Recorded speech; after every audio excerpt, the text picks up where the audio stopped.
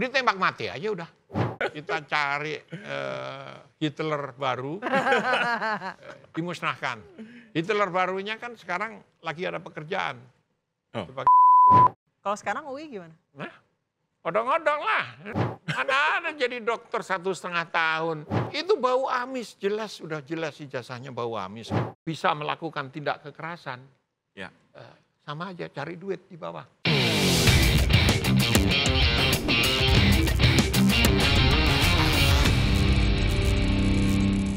Kita jumpa lagi di podcast Bikin Terang, no gelap-gelap, tapi sayangnya hari ini bahasnya soal aura kelam dari oknum kepolisian.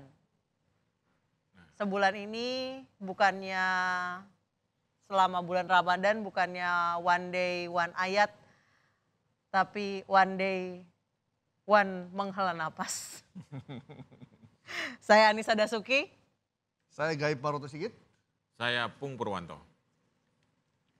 Saya Kiki aja. Beliau adalah Profesor Hermawan Sulistyo. Ini sebenarnya ini panjang loh gelarnya. Iya, Prof. Riz apa ini? Ini Profesor Hermawan Sulistyo. Tapi nggak odong-odong ya, PhD. Prof? Ya saya punya 2 doktor dari Amerika. Master saya kalau tinggal ujian aja saya nggak mau ngambil. Jadi hanya punya 1 master, kalau diambil banyak. Disertasi berapa lama, Prof? 3 bulan. Oh. Kenapa 3 bulan? Karena saya sudah menulis selama 10 tahun sebelumnya. Oh. Sebelum saya ngambil kelas doktor. Jadi saya bukan Bahlul Ladalah gitu. Nulisnya lama. Meskipun saya dari sekolah odong-odong yang sama gitu. UI itu kan dulu saya sebut pabrik kaleng. Ya. Karena suaranya tuh kencang, keras, isinya nggak ada. Kenapa? Saya alumni beberapa fakultas di UI. Oh. Dan Beberapa fakultas, ngajar. Prof? Iya. Saya kan Kuliah berapa kali, Prof? masuk UI fisika. Terus fisikanya berubah, fisika murni berubah jadi fisika nuklir, terus sambil ngambil waktu lulus dikasih ijazahnya politik, ilmu politik. Jadi sekolahnya fisika, lulusnya dikasih ijazah politik. Kok bisa? Kok bisa? Saya juga nggak tahu kenapa bisa gitu. Terus saya mengajar 6 tahun sosiologi, Lo yang bisa? nggak pernah sekolah. Lagi nggak tahu kenapa bisa. Itulah UI, odong-odongan. Jadi saya paling berhak ngomong UI, wong saya dulu sekjen senat mahasiswa, sekjen majelis permusyawaratan mahasiswa. Tapi masih kebanggaan Indonesia tuh, Prof, sampai sekarang. Apa UI? Coba namanya diganti Universitas Depok gitu. Enggak jadi kebanggaan lagi. Dia tempatnya di Depok. Tempatnya di Depok loh. Jadi UI itu kan Universitas Indonesia. Ada itunya himnenya itu di ibu kota negara. Dia sekarang di Depok, bukan ibu kota lagi. Oh. Jadi himnenya itu harus diganti Universitas Depok. Makanya kelakuannya berubah. Berarti Prof waktu ngajar, kalau sama Rocky Gerung tuh ada kelas atau? Dia adik kelas. Ada kelasnya. Ya. Tapi sempat ketemu? Enggak, dia ikut saya. Kalau kemana-mana kita lempar-lempar botol, dia nggak ikut, nggak berani dia. Dia aktivis diskusi. Jadi cuman diskusi-diskusi aja. Kalau kami ini aktivis yang perang di lapangan. Nah, aktivis yang benar yang mana, Prof? Ya. Yang lempar-lempar kalau botol apa yang diskusi? Diskusi itu kan calon lurah, calon ketua RT, itu aktivis diskusi gitu kan. Kalau yang lempar-lempar botol calon apa? Lempar-lempar tergantung keberaniannya. Yang paling sukses adalah masuk penjara terus. Siapa, Prof? Ada kisah 4 orang sahabat saya ya bikin diskusi tentang Pramudia. Anantatur. Ya saya udah bilang jangan. Itu puncak aktivitasnya dia. Kenapa? Pasti ada masalah. Benar, waktu mereka mau jadi ketua senat dan pengurus senat, saya bilang, saya tanya, saya akan dukung dengan 1 syarat. Siap untuk ditangkap nggak? Siap. siap untuk dipecat dari UI nggak? Siap. 6 bulan kemudian dipecat dari UI dan ditahan 1 tahun. 1 tahun? Nah itu puncak karirnya. Dan trauma sampai hari ini. Yang satu sempat jadi direktur penerbitan di kelompok Gramedia. Yang satu masih jadi aktivis HAM sampai sekarang untuk Asia Tenggara, namanya Rafeni Jamin. Jadi dulu kayak begitu. Kalau sekarang UI gimana? Nah, odong-odong lah. Mas Mung UI? Mas Gaib? UI? Saya enggak. Bukan. Aman jadi. Saya juga bukan aman ya. UI kan udah berubah sekarang. Ngomong aja. Saya bukan. Memang begitu. Saya, mohon maaf ya, saya kuliah di 4 universitas di Amerika, saya alumni Amerika. Saya total kuliah saya 25 tahun. Saya mengajar di 16 negara. Nggak pernah saya lihat ada kasus odong-odong kayak balul adalah itu. Zaman saya kuliah, zaman saya penerimaan kuliah itu, Prof. Ya 20 tahun yang lalu lah. Itu sampai... Sudah setua itu, saya baru 15 tahun. Apa itu kan profesornya juga udah lebih dari 20 tahun yang lalu. 2003 udah profesor. Ini profesor riset loh. Profesor riset. Bukan profesor yang dikasih loh dia. Bukan HC ya, HC. Bukan HC. Honoris causa. Karena kalau HC itu HC Prof, 20 tahun yang lalu zaman saya masuk kuliah, itu sampai ada teman saya tuh pokoknya nggak mau tahu, yang penting gue pakai jahit kuning apapun jurusannya. Gak mau tahu, sampai nggak peduli jurusannya apa, Prof. Berarti segitu. Membanggakan dong. Iya betul. Dulu saya bangga, iya, karena belum mengerti.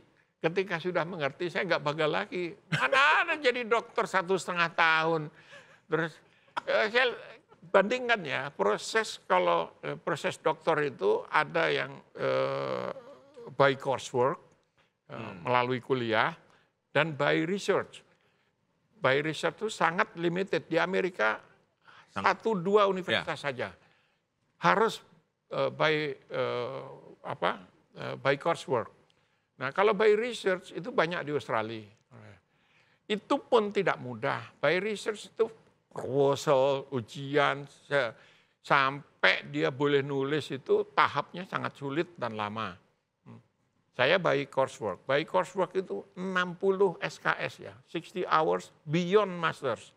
Setelah kita master itu masih kuliah 60 SKS. Jadi tidak mungkin 1,5 tahun.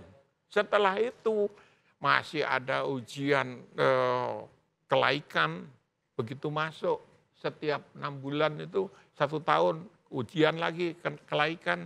Setelah semua selesai baru boleh ngambil kelas sampai selesai. Ujian yang paling ditakuti itu bukan disertasi. Itu ujian komprehensif namanya. Ada yang menyebut preliminary exam, ujian itu. Karena apa? Kita diuji dari semua mata kuliah yang pernah kita ambil. Dan di Amerika 60 SKS itu 1 major study, 2 minor. 60 SKS itu dibagi menjadi 3 kelompok pengetahuan. Ini keahlian utama, lalu 2 keahlian penunjang. Itu 1 keahlian, ujian 1 keahlian, baik major atau minor itu paling sedikit 2.000-an judul buku. Gitu. Saya nyodorin 1.500 judul buku, diketawain sama profesor saya. Yang kita baca kan lebih dari itu, Ki. Gitu. Kamu ngambil berapa kelas dari saya? Saya bilang 4. 4 kelas, nggak ada cerita, belum paper-paper. Akhirnya it's ended with 4.000 buku harus saya baca. Baru diuji.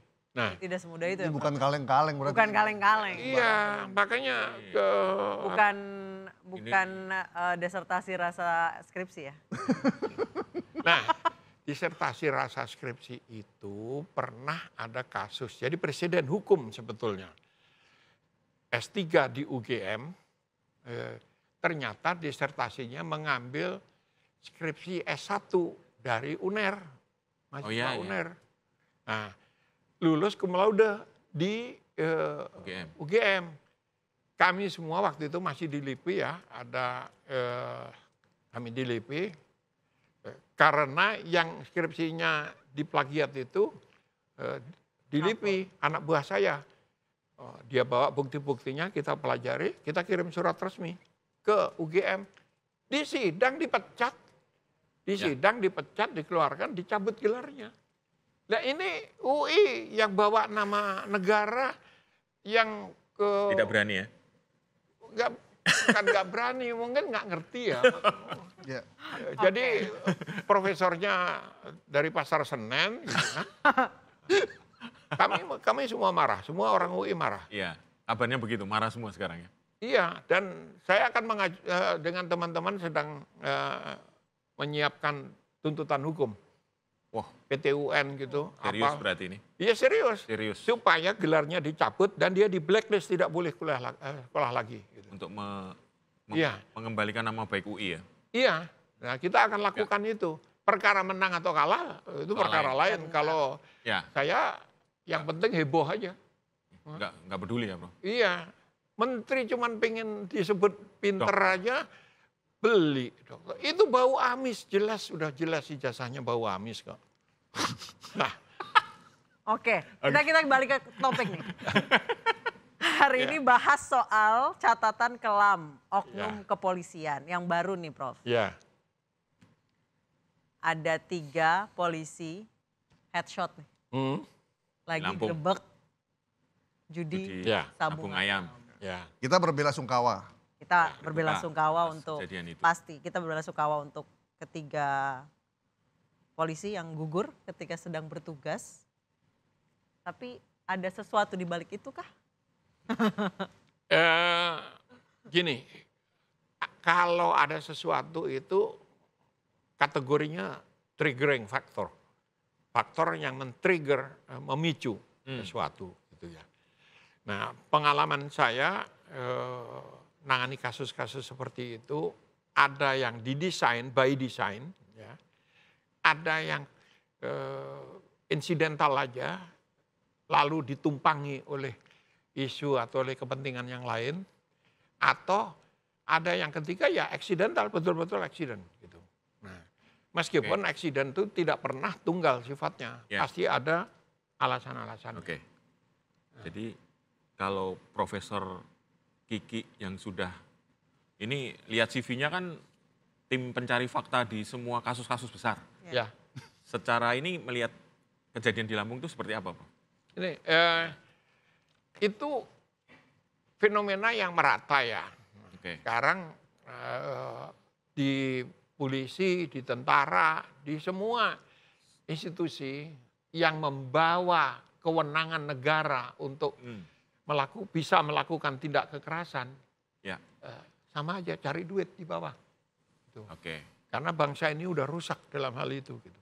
Nah, karena orang cari duit dan basis kekuasaan mereka adalah kekuatan fisik, ya mana senjatanya paling besar, mana yang paling hebat kayak gitu.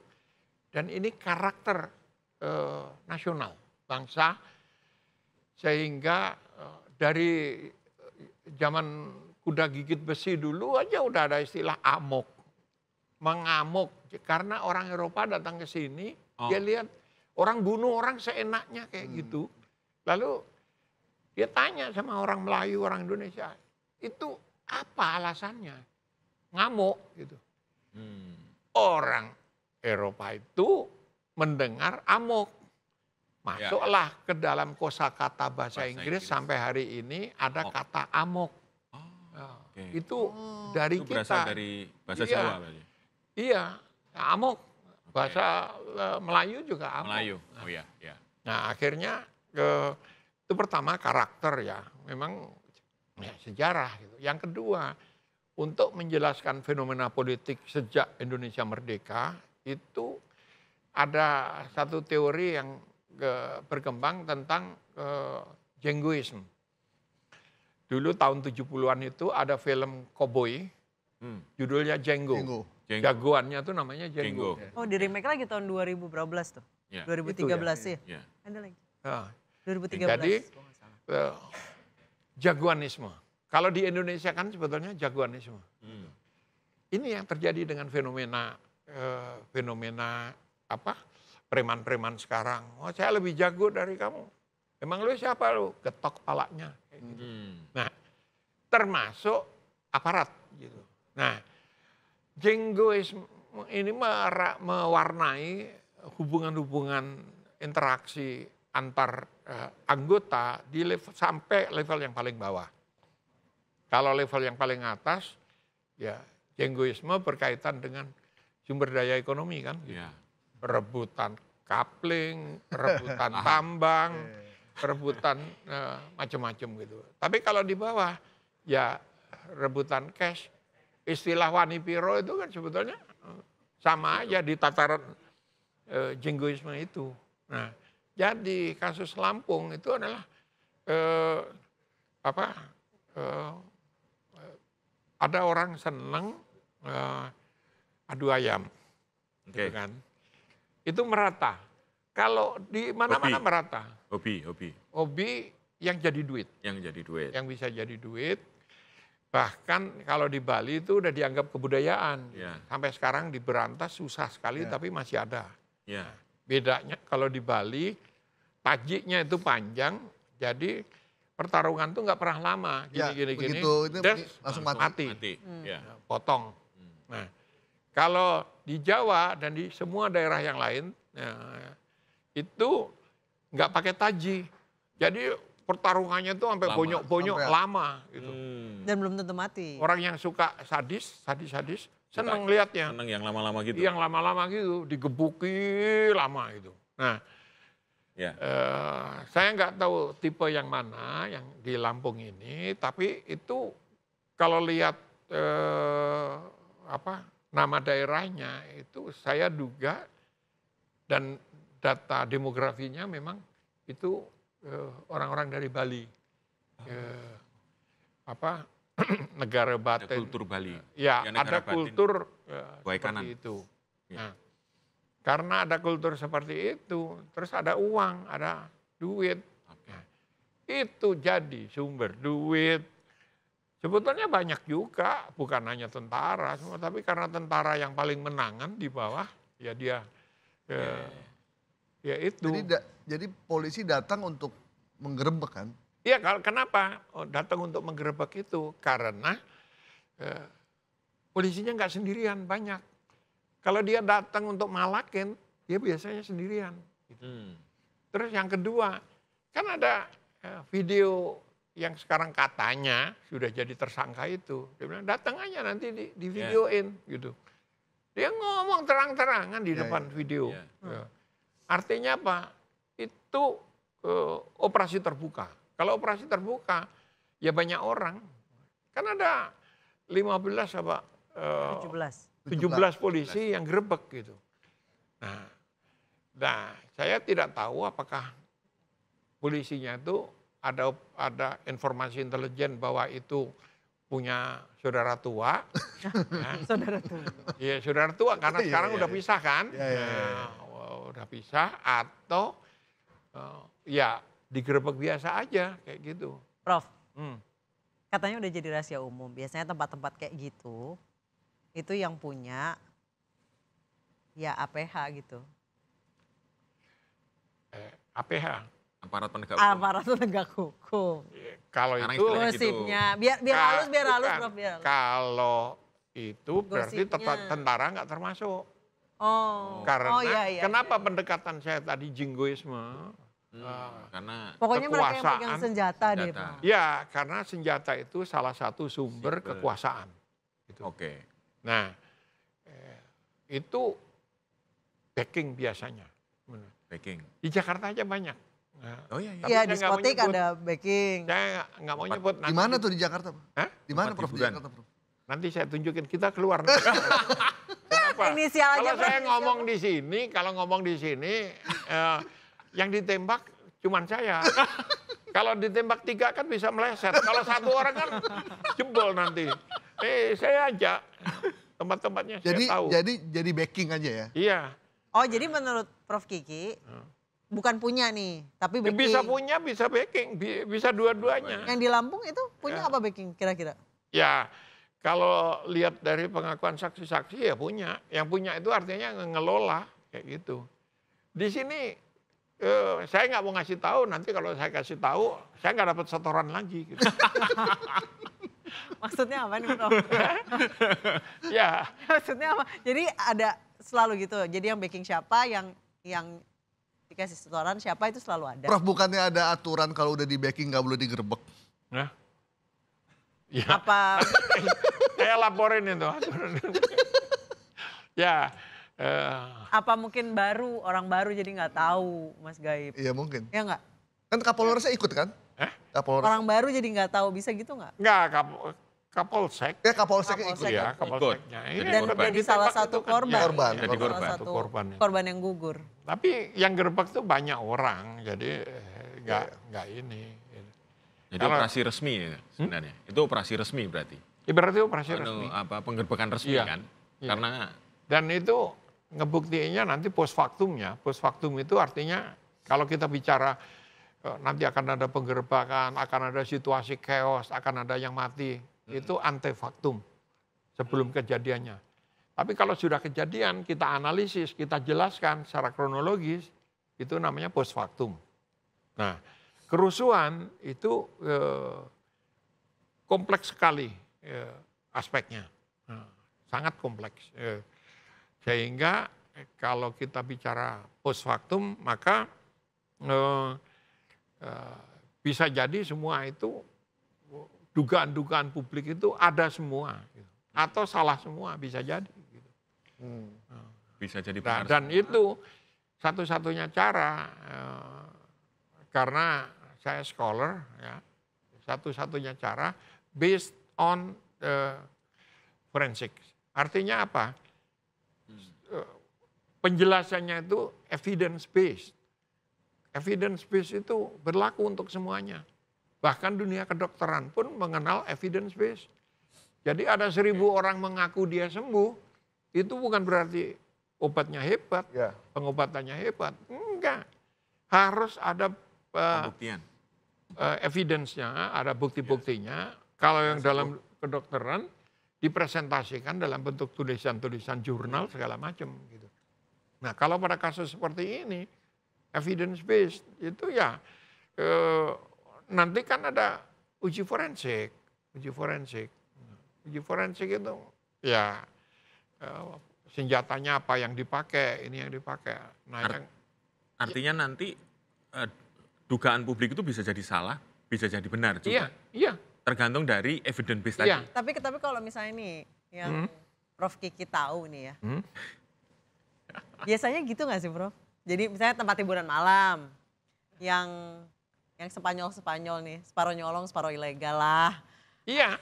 Itu Atau yang ilegal beneran itu tuh biasanya punya backing atau punya mereka yang pegang senjata. Saya mau tanya, APH punya atasan nggak? Punya. Ya punya dong. Ya semua punya atasannya lah. Coba kita main ke kota nih. Kamu misalnya pesen cewek. Ya kalau cewek kan bisa pesen cowok. Iya, banyak gigolo-gigolo itu kan.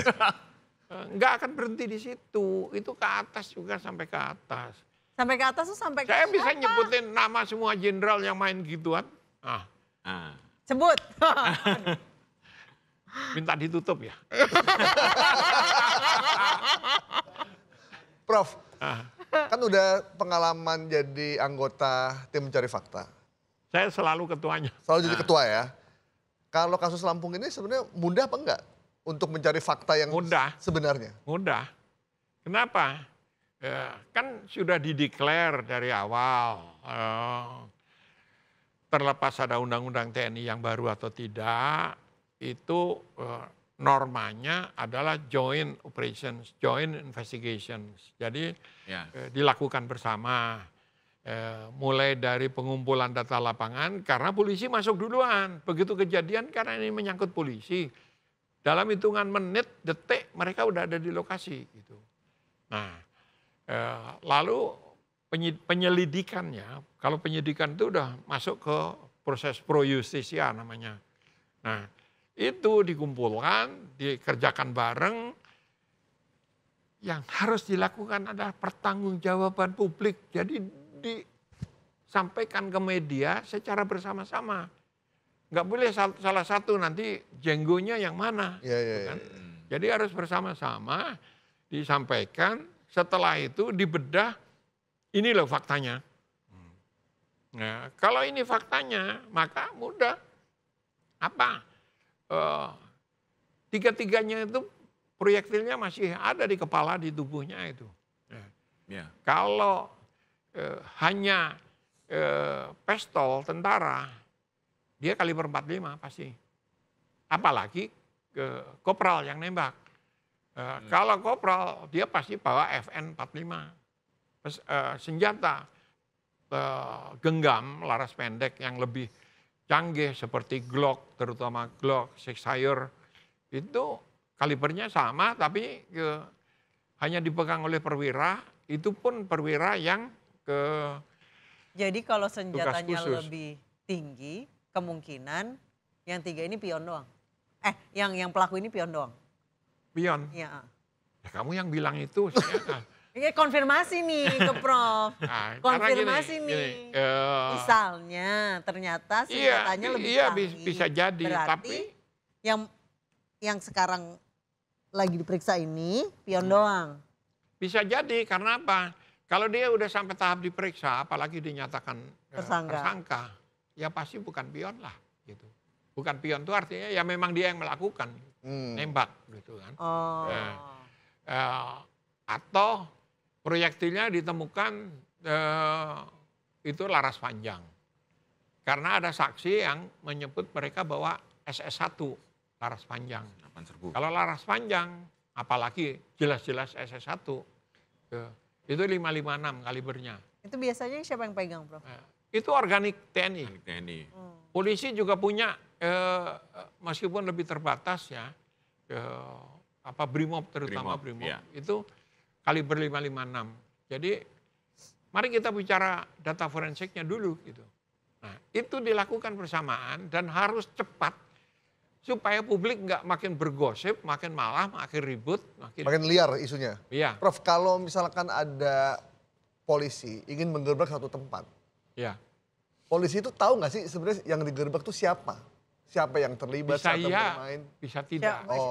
Pegangannya siapa, backgroundnya siapa, punyanya siapa gitu. Kalau masih nekat juga, biasanya satu polisi itu gendeng juga. Nekat, nggak peduli dia siapa. Ada polisi-polisi yang kayak gitu. Yang risk taker, berani ngambil kayak gitu. Tapi ada juga yang lunak, kalau gitu, itu kakak asuh, saudara tua, ya kita cincai aja lah. TST lah ya, atau semata ya. Apa yang kaitannya kejadian di Banten itu, Prof? Kan itu ada yang pemilik rental mobil itu lapor kan, bahwa dia diancam. Tapi tidak dipercaya kan. Akhirnya dia yang ditembak beneran gitu. Itu kan kasusnya itu. Artinya nih, ini ngerti nih. Ini saya sedang berhadapan dengan siapa gitu ya, kira-kira polisi. Tapi ada kan kalau misalnya polisi itu datang ke lokasi tidak akan kejadian penembakan itu. Lah iya, makanya itu. Polisi itu ngerti siapa yang dihadapi. Nah gitu. Dan karena dari kerangka hukum yang ada, yang akan dihadapi hanya risiko, tidak ada untungnya, ya udah menghindar dia. Oke. Gitu kan. Jadi kalau dihadapi risikonya mati, risikonya institusi terkena segala macam kayak gitu. Sementara kalau tidak lalu dibantu, dia nggak dapat mobil rentalnya itu juga. Gitu. Ya udah lebih baik nyingkir aja lah gitu. Oke. Kan hitung-hitungan cost benefitnya nggak masuk gitu. Berarti ini. Tapi harusnya gimana? Harusnya enggak dong. Kalau lapor harusnya yang lanjuti dong. Ya masalahnya. Mau saudara tua, mau saudara muda. Nah, yang laporkan. Mau saudara adopsi. Karena yang laporkan saudara agak tua gitu. Sementara yang dilaporkan itu kan saudara sangat tua. Gitu. Iya. Iya kan? Tapi you know what I mean? Saudara sangat. Kan tugas polisi sebagai Prof Kiki, Mas Kiki ini kan sangat ahli di kepolisiannya. Artinya kan kalau itu melekat dia sebagai pengayom masyarakat, ya kalau siapapun, apapun motifnya kan mestinya dia tetap harus jalan ya Prof ya. Normatif tidak Prof. Semudah itu. Oke. Saya kasih contoh pengalaman pribadi. Ya. Begitu Kapolri menyatakan keterbukaan, siapapun kita proses kayak gitu. Laporan masuk ke Propam. Laporan masuk ke, dan mereka mencari orang-orang yang didengerin oleh polisi. Saya nggak tahu saya didengerin apa enggak gitu ya. Tapi datang ke saya, ngadu. Ada tetangga saya miskin sekali, ya. Terus di Plokoto dijemput oleh polisi, sekarang ditahan oleh polisi. Di sebuah supermarket kecil di Ponorogo. Terus ceritanya tuh sengsara banget gitu lah. Nah, menderita lah pokoknya. Iya. Siapa orang itu? Pegawai di situ, kasir. Gitu. Kasir di situ. Dia dituduh mencuri. Gitu. Kenapa didatengin polisi? Dituduh mencuri. Saya marah. Saya telepon Kapolresnya, mantan Kapolresnya, saya telepon Propam. Langsung dicari, ada memang di Jogja. Nah, disekap, tapi dalam tanda petik. Kenapa? Laporan masuk ke saya, hasil penyidikan polisi itu, dia itu dikunci, disuruh tinggal di kantor Jogja itu. Tapi dia bisa keluar, makan di luar, nongkrong, jadi tidak ada kata disekap itu. Itu satu.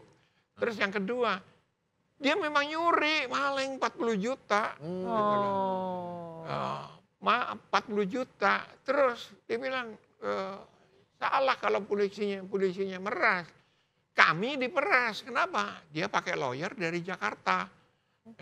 Lawyer itu kalau ke Jogja, nangani kasus itu, minta tiketnya sama polisi. Dikasih sama polisinya karena polisinya takut, orang lawyer dari Jakarta. Jangan-jangan ini namanya Hotman Paris. Waduh. Takut kan orang berapa miliar itu. Nah gitu, jadi semua bukti kayak gitu. Nggak ada mas orangnya. Saya marah lah, saya bilang lain kali saya jangan dikasih laporan bodong beginilah. Kasihan polisi yang dilaporin itu, polisinya di sel kok. Di sel, ada proses, dan 2-3 kali saya ngalami proses kayak gini. Jadi kalau tadi perlindungan pada masyarakat, harus hati-hati juga. Karena itu bisa kita manfaatkan gitu. Dimanfaatkan lalu untuk nyerang lawan gitu. Kita bergeser nih, Prof. Sebelum kasus yang Waikanan. Di Ngada. Ada polisi yang ternyata predator anak di bawah umur, narkoba pula. Jadi Kapolres lagi? Secara sadar rekam, unggah konten asusila ke dark web. Wah itu udah double. Pasal tuh kayak ingin berkata kasar, tapi nanti takut rusak pencitraan, bro. Itu baru jurnalis. Saya yang berhubungan dengan mereka hampir setiap hari lebih marah lagi gitu. Ditembak mati aja udah. Kalau undang-undang nggak usah pakai peradilan. Iya, udah jelas kok gitu. Jadi orang kalau sudah pakai narkoba, itu dia udah nggak bisa dianalisis secara normal. Jadi kalau udah pakai narkoba, saya ngalami anggota keluarga yang meninggal di tempat saya itu karena OD gitu. Dan saya ngajar lama sekali ya, ada aja mahasiswa yang datang tiba-tiba di rumah kelojotan kayak gitu. Udah nggak bisa normal pikirannya itu. Nah, apakah narkobanya dulu baru kemudian ada efek begitu atau bersamaan? Artinya sebelum dia pakai narkoba pun kelakuannya udah kayak begitu. Ya itu hanya psikolog yang paham. Gitu. Tapi bisa jadi Kapolres nih, Mas Kiki. Karena gini. Kalau kelakuan itu terdeteksi sejak awal, mestinya kan nggak bisa pegang. Psikotesnya masuk polisi itu sampai segitunya nggak, Prof? Misalnya. Kan itu anomali nih berarti kan. Tapi gini, hasil psikotes itu kan sifatnya sesaat. Pada saat dia dites. Untuk sampai jadi Kapolres itu sekitar 20 tahun usia dinasnya. Terus Kapolres di Ngada, Kapolres di ujung langit, ke ujung Papua sana, tiap hari nggak ada pemasukan gitu kan. Gaji pas-pasan, terus proposal masuk setiap hari. Wah, dari baru 17-an udah tahun baru. Dari asosiasi. Yang paling mereka takutin tahun baru, lebaran. Lawyer sama wartawan LSM. gitu, sama wartawan gitu. LSM Saya belum lagi. sempat ngecek alamatnya dari sini enggak gitu. Itu paling takut. Mereka berusaha cari duit untuk ngasih. Ya frustrasi, terus tidak ada pemasukan kayak gitu. Biasanya lalu, Nah, masalahnya kan dulu susah. Dapat ganja yang bagus saja susah. Gitu. Ganja yang bagus itu dari Aceh ya, sebagian jenis ganja. Kanabis itu bagus itu. Yeah. Bagus itu artinya enak gitu kan. Nah, yang Gunung Bromo belum ya? Oh, iya. Baru ditanam. Belum nyoba saya. Oh belum. Nanti bercanda begini dianggap bener lagi. Ya. Ketahuannya dari Google Maps kalau nggak salah. Jadi, jangan mas. Jangan mas. Karena apa? Itu mempengaruhi kesadaran. Bisa jadi orangnya itu memang kelakuannya udah kayak gitu. Kalau kelakuannya kayak gitu, bisa tersaring nggak? Bisa dong. Harusnya bisa. Tetapi usia dinas sampai Kapolres itu 18-20 tahun. Gitu. Jadi dia mungkin terdeteksi, terpantau 5 tahun. Oh baik, karena itu ada kesaksian mantan komandan-komandannya, dia bilang, anak ini baik kok. Gitu. Oh itu. Referensi kita tentang seseorang itu adalah pada saat kita kenal. Nah, jangan gunakan referensi sekarang, ya situasi sekarang untuk menilai orang masa lalu. Atau sebaliknya. Tapi Prof, kelakuan seperti ini itu kan baru muncul ketika behind closed doors kan. Mungkin orang-orang yang berinteraksi mantan komandannya itu taunya ketika ya lagi di ruang terbuka gitu. Ya, memang baik, bisa saja baik. Orang berubah kemudian kan. Kalau di polisi itu ada kayak ya kami aja ada asesmen rutin gitu. Ya, maksudnya. Kalau ada. Karena ini, Prof, sebagai orang yang punya dua kekuatan ya, dia bisa boleh melakukan kekerasan. Yang kedua dia pegang senjata, Prof. Itu kalau tidak kayak SIM itu diperbarui kan. Apa kita proses itu kan ada. Iya. Itu kan ya, Prof ya? Iya. Artinya secara psikologis kalau orang pegang senjata, kalau lagi terguncang pun kan nembak sembarangan gitu kan. Sembarang orang bisa ditembak. Nah, ini kan sampai Kapolres itu kan atasannya pengawasan melekat ya kan, Kapolda lah misalnya. Nah itu kan sebagai prajurit yang biasa pun mungkin harus dites juga karena pegang senjata, Bro. Lah memang iya, setahu saya setiap 3 bulan kan? Dan itu rutin dilakukan. Bisa ketahuan ya? Ketahuan ya kayak gitu. Ya. Apa bisa? Dia ganja sama nyedotnya antara satu tes ke tes yang lain. Jangan-jangan dia tahu periodisasinya ya? Iya, dia komandan kan dia tahu. Dia akan tes lagi. Dikasih gitu tahu kan. Ini mau tes nih, gue ini dulu deh. Prof Kiki, tapi nggak bisa disogok juga kan hasil tesnya kan? Nggak bisa kan? Tergantung ini, ya tergantung orang lagi lah. Jangankan. Biasanya. Bukan, jangankan level Kapolres. Wong menteri aja bisa disogok, gimana? Ada. Banyak. Siapa, Prof?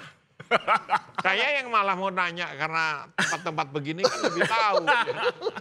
Lebih tahu. Takut. Ini kalau nggak diedit langsung besok berubah ini. Nah, Prof, jadi, mungkin kan orang awalnya baik dia masuk dari non-akmil maupun yang akmil, kan dia pengen jadi polisi kan jadi pengabdi masyarakat. Nah dalam proses... Lu masih yakin kayak gitu? Yakin lah. Yakin lah. Saya yakin masih ada polisi yang baik dong. Lu yakin masuk? Iya dong. Dia pengen jadi pengabdi masyarakat. Ada dong yang kayak gitu. Ada. Banyak juga. Banyak. Dalam perjalanannya kan kadang kan kita dengar kalau mau naik tingkat, naik jabatan. Kan ada proses-proses tertentu yang... Iya, seleksi lagi. Seleksi lagi. Ya. Nah, kenapa mereka bisa berubah di tengah di tengah jalan. Ya, jadi ada studi yang menarik disertasi dokter dari sekarang jadi Karurena, Kepala Biro Perencanaan itu Dr. Sambodo. Dia ngambil doktornya di PT IKA, tapi masternya dari Wolonggong. Apa temuannya? Buat saya sangat menarik bahwa surveinya dia, jadi dia ngikuti secara longitudinal setiap periode sampai seseorang pada posisi yang agak lumayan. Nah, dari baru lulus pada kasus ini fokus ke Akpol. Itu semua nilai-nilainya hebat. Kita berantas korupsi, kita berantas kejahatan, itu semua hampir 100% lah bisa dibilang. Setelah dinas kumpul sama senior-seniornya, lalu apa yang terjadi? Dia belajar bagaimana menyiasati itu untuk keuntungan sendiri. Iya, ini seperti itu. Nah, sehingga banyak yang bertahan sampai ke level pamen, bahkan sampai pati. Yang sampai pati itu Adi Makayasanya 89 itu, misalnya sekarang Wakapolri.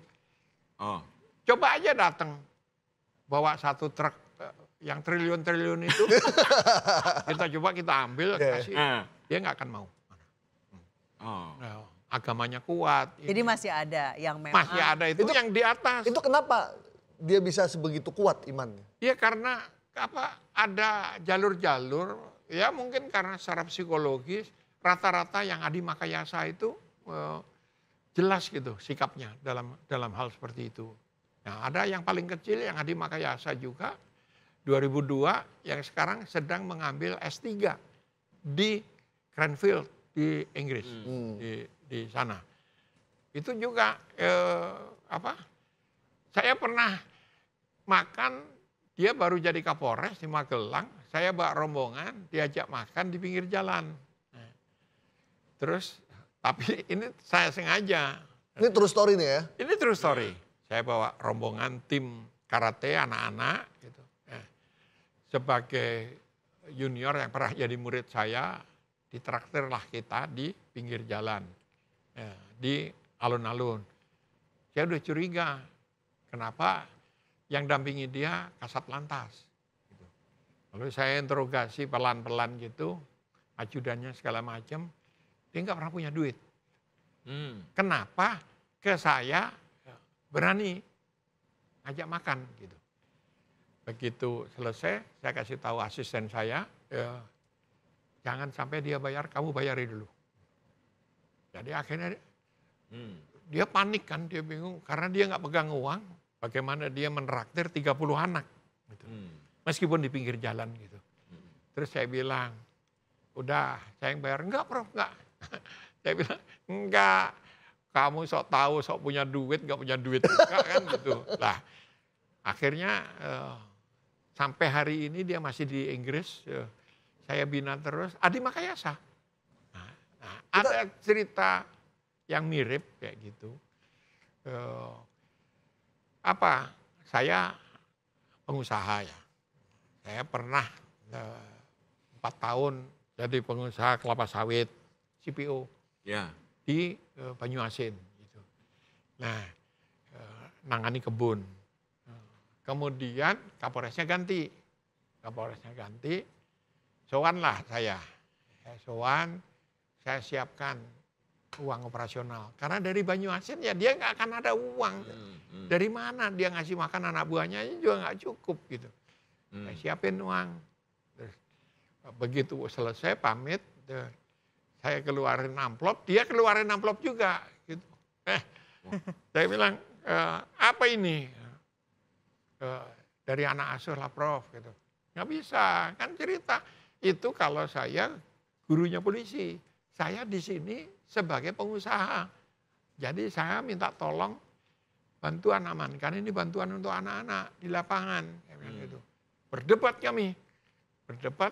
Akhirnya solusinya, saya kasih solusi kamu. Kita tarik semua, nggak jadi ngasih. atau punyamu saya ambil, punya saya kamu ambil. Kamu milih yang mana? Ya nggak usah lah kalau gitu. Nah nggak usah kan, kamu rugi. Kenapa? Amplop saya lebih tebal. Amplopnya Kapolres pasti tipis. Gitu kan. Ketawa gitu. Nah kenapa? Jadi faktor lingkungan itu sangat berpengaruh. Kalau orang-orang seperti saya yang menghalalkan cuan-cuan kayak begitu, ya bubrah. Oleh karena itu saya bilang polisi itu bukan bagian yang terlepas dari masyarakatnya. Kalau masyarakatnya masih suka duit, jangan minta polisinya kalis. Kalis itu apa? Kebal. Enggak. Air sama minyak itu kalis. Enggak. Oh iya. Nggak bisa campur. Nggak bisa campur. Iya. Kan Prof. polisi cermin dari masyarakatnya juga. Iya. Prof, tapi sekarang mau masuk Akpol aja kan udah pakai dulu. Rekrutmennya. Kasih saya datanya, besok kita tangkap, kita periksa. Kenapa? Itu katanya satu. Dan katanya itu 20 tahun yang lalu. Gitu. Ya. Sekarang itu sudah. Udah nggak ada anak-anak titipan lagi ya? Nggak ada anaknya. Jenderal aja banyak yang bisa masuk. Sekarang ya. Jadi sekarang udah fair ya, Prof Vicky ya? Udah fair karena boleh ditonton. Oh, gitu? Terbuka? Iya, orang tuanya tuh boleh nonton.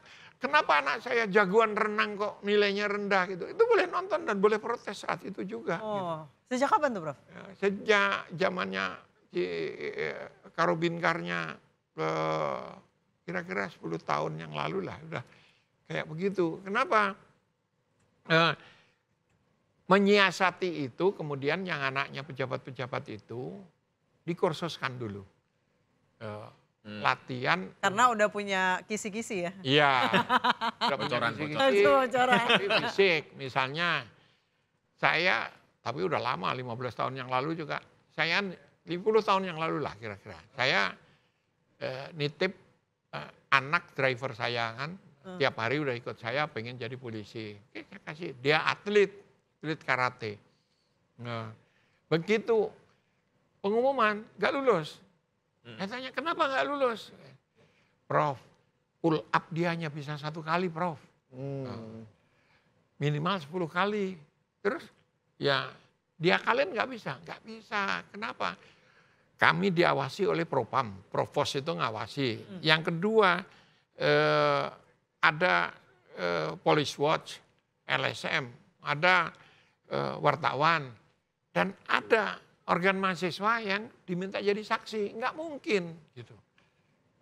Jadi nggak ada pintu celah lagi untuk nggak ada. Kalau main-main gitu. Omong seperti itu celah, biasanya itu pegawai-pegawai di situ, saya bisa. Cari peluang. Iya, bayar 100 juta. Iya. Untung-untungan. Nah, lalu dia kasih orang di dalam yang ngetik, siapa yang masuk gitu. Dikasih duit, dikasih informasi. Si A atau si B. Dia sebelum pengumuman dia kasih. Dia dikasih tahu dulu. Dikasih tahu dulu. Tuh kan, bener bayar. Ini seperti gitu. Ini seperti setan menguping omongan malaikat ini. Iya, atau malaikatnya nguping omongan setan. Dia tahu sesuatu yang memang sebenarnya udah masuk. Udah masuk. Iya. Makanya dijadiin duit. Ada kasus terakhir penerimaan terakhir itu ke saya, orang tuanya ke saya, uangnya hilang kan gitu. Hilang, anaknya nggak masuk, uangnya hilang. Ya prosesnya seperti itu. Ketika kemudian uang itu udah dia pakai, habis, nggak tahu-tahu anaknya nggak masuk gitu loh. Karena salah dengar tuh malaikatnya tadi. Salah info. Iya. Prof, sebenarnya Kapolri itu kan kita kan fenomenanya kan banyak nih. Sampai akhirnya kemarin ada lagu dari Sukatrani. Dan itu euforia kan dari masyarakat. Bayar. Nah, Kapolri itu sebenarnya tahu nggak sih situasi yang terjadi sekarang? Bahwa banyak masyarakat yang memang ada polisi yang baik. Saya punya tetangga polisi baik. Masih banyak. Tapi kan fenomena yang terjadi pembunuhan, yang terbaru yang sales mobil dan yang lain-lain lah ya. Kalau lapor harus pakai uang dan Marah. Nah, walaupun Kapolri bilang sudah membuka ruang silakan mengeritik segala macam. Tapi Kapolri itu tahu nggak fenomena yang terjadi sekarang bagaimana masyarakat melihat polisi? Tahu kenapa, belajar dari sejarah, situasi sekarang itu tidak seperti dulu lagi. Setiap Kapolri itu menghadapi lingkungan strategis yang berbeda-beda gitu ya. Jadi nggak bisa lagi main keras karena sekarang sosmed di mana-mana. Iya. Kayak gitu. Nggak bisa lagi melangkah sembarangan kalau evidence based tadi. Kamera di mana-mana. Iya, kamera di mana-mana. Nah, jadi sangat hati-hati. Nah, Kapolrinya ini kan tipikal orang Jawa, Katolik yang taat, bukan Katolik sih dia, Kristen. Tapi tipikal orang Jawa, ditempeleng pipi kiri, dikasih pipi kanan. Saya menelusuri jejak Kapolri itu selama dia punya staf bertahun-tahun sejak jadi Pama, perwira pertama, sampai sekarang, tidak pernah ada anak buahnya yang dia marahi. Nggak pernah marah nih. Kalau dia marah, dia diem. Gitu. Oh. Jadi misalnya nih, Kapolri itu kan nggak suka duren. Ya. Oke. Tiba-tiba ke daerah, nanti ada yang nyuguhi duren karena duren enak kan. Nanti dia diem, dia cari alasan lain, dia langsung pulang. Nggak dimarahi yang ngasih itu. Ya, ada acara lain gitu. Ini contoh konkret. Nah, jadi anak buahnya tuh nggak ada yang dimarahi. Anak buahnya harus tahu sendiri bahwa dia tuh dimarahi. Lagi marah. Kapolri lagi marah gitu. Dan itu bisa dibaca dari gesturnya. Dia kan senyum aja nggak pernah. Kalau itu sampai pusing sendiri. Kalau di kalangan polisi, apalagi polisi ya. Semua orang yang kenal baik dengan Kapolri gitu. Hanya saya yang celometan, mulut saya kan... Saya kan pelopor hidup HS, bukan Hermawan Sulistyo, tapi hidup suka-suka. HSS itu bro. Nah, jadi kalau ngomong, ya dia seneng, terus dia bilang, saya itu sudah bilang. Wah, contoh konkret, ada pelayanan yang menurut saya sumbernya manajemen yang salah di rumah sakit. Gitu. Saya komplain, pelayanan tangan patah nggak ditangani dengan cepat, sudah dijanjikan operasi, ternyata ditunda tanpa alasan yang jelas. Marah kan, karena ini 2 hari kan dibiarkan gitu lah. Terus Kapolri telepon saya tiba-tiba, wis tak seneni Prof. Lah, jangan diseneni, saya tidak minta diseneni, saya minta sistemnya diperbaiki gitu. Terus nyeneninya gimana? Dia bilang, saya udah bilang, jangan sampai Pak Bos ini marah. Siapa Pak Bos? Ya Prof lah. Bosnya kamu. Bukan saya, bosnya kan Kapolri. Masa? Enggak, Pak Bos ini nggak boleh marah. Jadi saya bilang, saya bukan bos. Apalagi bos yang marah. Enggak. Ya kalau gitu, dia bilang, ke semua orang harus begitu. Artinya jadi, dia nggak pernah marah. Prof sebagai guru sangat dihormati dong sama Kapolri. Iya guru, gimana guru lah. Saya lagi nulis buku diperintah oleh Kapolri. Ya. Buku itu kan makin sulit itu makin ilmiah. Ya. Sampai saya bilang buku ini sangat ilmiah sekali. Buktinya apa? Yang nulis saja nggak ngerti. Berarti kan sangat ilmiah. Nah, judulnya apa nih Prof? Judulnya Scholars dan Scientists tentang Scholars dan Scientists Indonesia tentang 2045 dan respon polisi gitu. Respon polisi. Nah, nanti kalau beda buku saya moderatornya Pak. Iya, nah, tapi berani ngegrill Kapolri nggak? Insya Allah. Nah, berani ngegrill Panglima TNI nggak? Insya Allah. Nah, kalau Kapolri berani, Panglima TNI nggak berani, saudara tua itu. Nah, jadi, Saya kan murni sipil nih Bang. Murni sipil. Iya justru karena gini, hubungan sipil dan kekuasaan, militer, polisi, apalagi militer. Sorry, saya bukan sipil, saya wartawan Bro. Jadi wartawan bukan sipil Bukan. ya? Gendernya nggak jelas. Anda tahu nggak saya wartawan 25 tahun? Tahu. Karir pertama saya redaktur majalah Gadis. Ya. Lah, 2 tahun. Gadis? Iya. Aduh. Setelah jadi redaktur majalah Gadis 2 tahun, gara-garanya apa? Gak ada lapangan pekerjaan, saya mantan aktivis, tukang lempar-lempar. Tahun berapa itu, Prof? Tahun berapa? Jangan-jangan waktu saya ABG lagi. Redaktur. 7980 Oh, yang sampai 81. jauh-jauh. Berarti panitia gadis sampul nih. Iya. Saya ketua panitianya. Dulu namanya bukan Gadis Sampul. Apa tuh? Putri Remaja. Oh, Putri sebelum Remaja. era gadis sampul.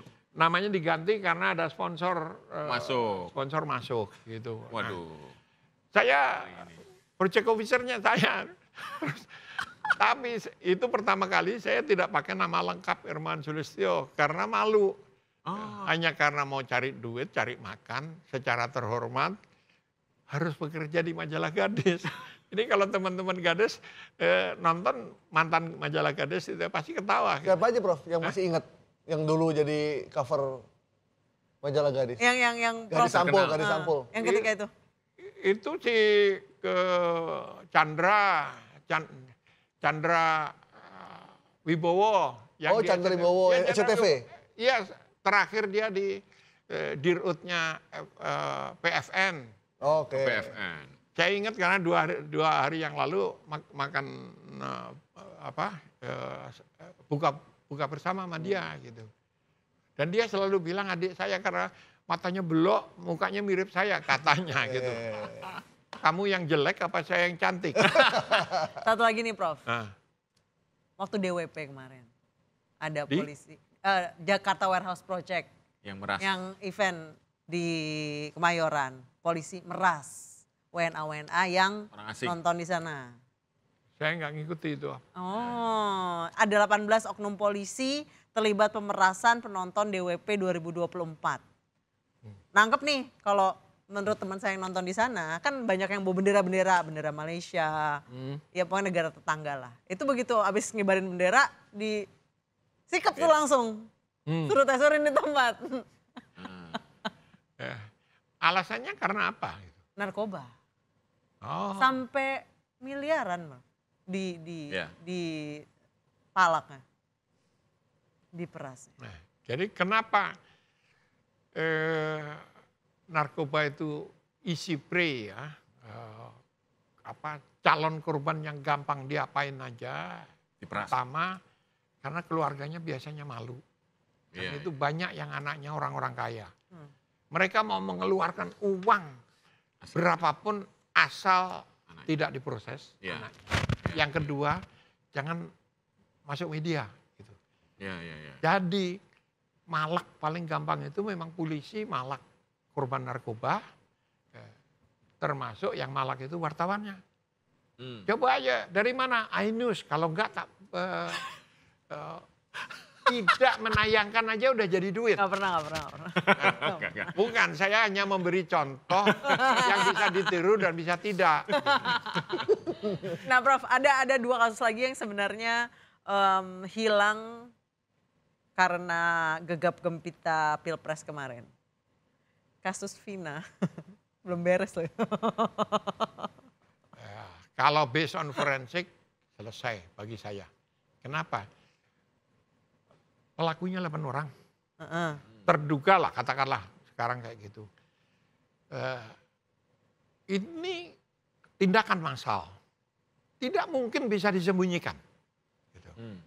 Yang kedua, dari polisi lolos ke jaksa. Jaksa menerima proses ke pengadilan. Ada hakim.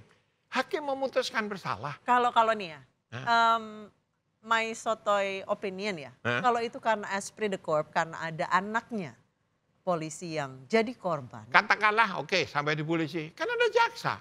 Kan ada hakim yang eksaminasi lagi sampai keputusan. Dan yang menarik yang orang melupakan adalah ketika sudah seperti ini, mereka mengajukan gerasi. Gerasi itu artinya apa? Mengaku bersalah. Mengajukan gerasi loh, mengaku bersalah loh. Terus kalau bukan mereka, lalu pelakunya siapa? Hantu belau, hantu belang itu gitu. Saya hanya masalahnya forensik based itu tidak dilakukan oleh polisi gitu loh. Pengakuan doang ya? Jadi pengakuan. Itu yang Coba ada forensiknya dari awal selesai, nggak ada masalah itu.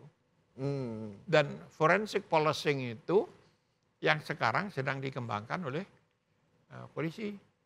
Nah, jadi buku yang saya tulis itu 2045 itu nggak ada lagi ribut-ribut kayak gitu. Kenapa? Semuanya based on forensic.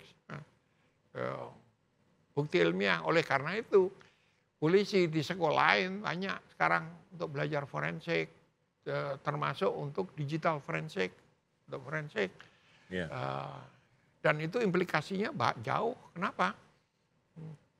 Syarat polisi sekarang masih tidak boleh berkacamata. Kalau orang anak IT nggak mungkin nggak berkacamata. Pasti berkacamata. Jadi kalau mau nyari jagoan pasti berkacamata. Oleh karena itu saya pakai kacamata. Gitu. Biar kelihatan hebat.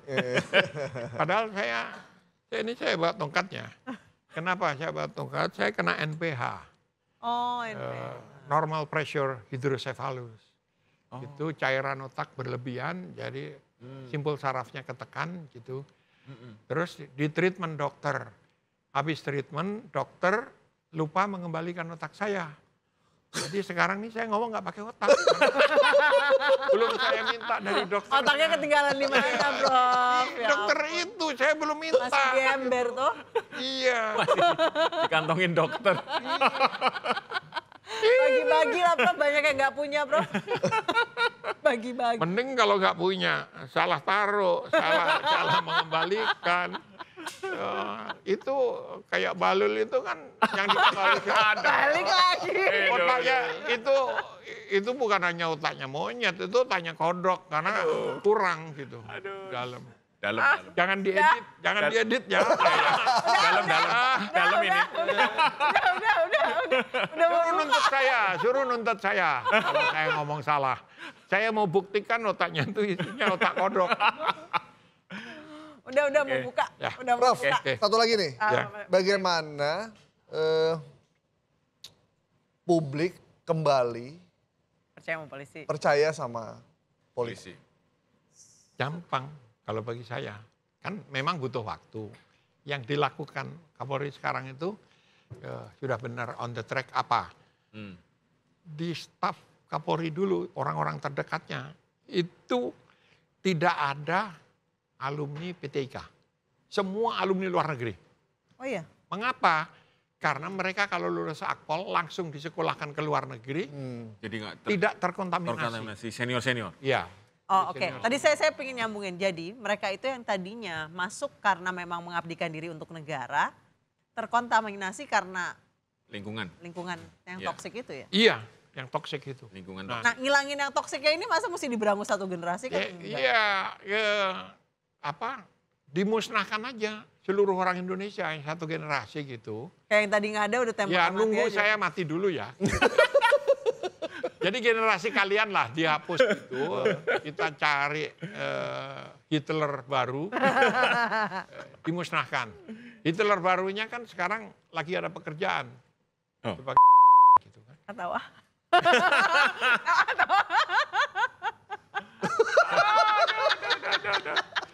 Ya, Parah itu ini. positif sebetulnya dimusnahkan satu generasi. Nah, ini satu lagi nih Prof. Gimana caranya kalau ada masyarakat yang dirugikan oleh tindakan polisi, apa yang mesti dia lakukan? Kemana dia melakukan? Prof Kiki kan udah sering bergaul sama polisi dari mulai zaman mereka masih muda, masih akpol sampai sekarang dia jadi jenderal sekarang. Apa yang bisa dilakukan masyarakat? Lapor propam, provos.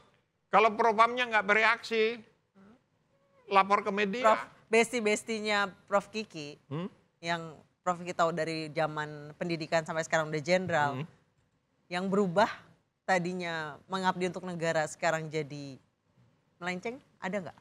Ada. Kalau dia berubah, dia nggak berteman lagi sama saya gitu, menghindar. Gitu. Tapi gini Beb, ada yang sampai pensiun nggak pernah berubah. Kalau masyarakat susah lapor di propam, lapor ke Prof. Prof. Kiki aja. Udah pasti direspon. Tapi laporannya jangan palsu. Oh iya, Iya dong. Kayak ceritain itu. Kan langsung hotline sama Kapolri. Oke. Oke. Oke, udah mau buka puasa. Kalau kurang keras saya tambah keras. Oke, kita akan jumpa lagi. Itu yang tadi Hitler maksudnya di Jerman ya. Iya di Jerman. Kan nggak ada nama Hitler. Iya. Di Jerman Timur. Di Di Jerman. negeri sana kan? Di negeri sana. Bukan di sini. Presiden di Jerman Timur. Oke. Ya. Awalap. Oke, Oke. kita jumpa lagi di podcast Bikin Terang. Udah terang belum nih? Semoga Bikin terang ya. Cukup terang episode lah. yang Iya. berikutnya Bikin terang. makin terang. Makin terang. Kayak kulit saya. Sampai jumpa.